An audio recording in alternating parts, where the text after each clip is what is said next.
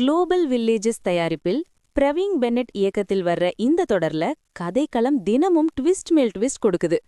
பசுபதி மகன் ராகவ் விஜய் காவேரி வாழ்க்கையை சிதைக்க ஒரு பெரிய விபத்து பண்ணறார். அந்த விபத்துல காவேரிக்கு நினைவெல்லாம் போயிடுது. குழந்தையையும் ஆபரேஷன் பண்ணி எடுத்துடுறாங்க. அதுக்கப்புறம் விஜயிடம் காவேரி இல்லன்னு சொல்லி குழந்தைக்காக வாழணும்னு குடும்பத்தினர் சமாதானப்படுத்துறாங்க. இன்றைய எபிசோட்ல என்னன்னா, விஜய் தன் மகளோட பிறந்தநாக கொண்டாடுறார். சென்னையில இருந்து காஞ்சிபுரம் போறார். அதுக்குள்ள பாட்டி இறந்துடுறாங்க.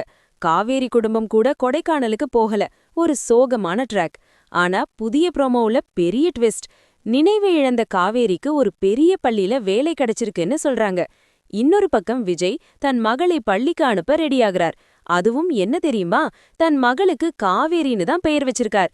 இப்போ விரைவில் 2 காவேரி சந்திப்பு நடக்க போகுது. அந்த இமோஷனல் மொமெண்ட் எப்படி இருக்கும்? விஜய் உண்மையை தெரிஞ்சுக்க போறாரா? இந்த வார எபிசோட்ஸ் ரொம்பவே இன்ட்ரெஸ்டிங்கா இருக்க போகுது. மிஸ் பண்ணாம பாருங்க நண்பர்களே.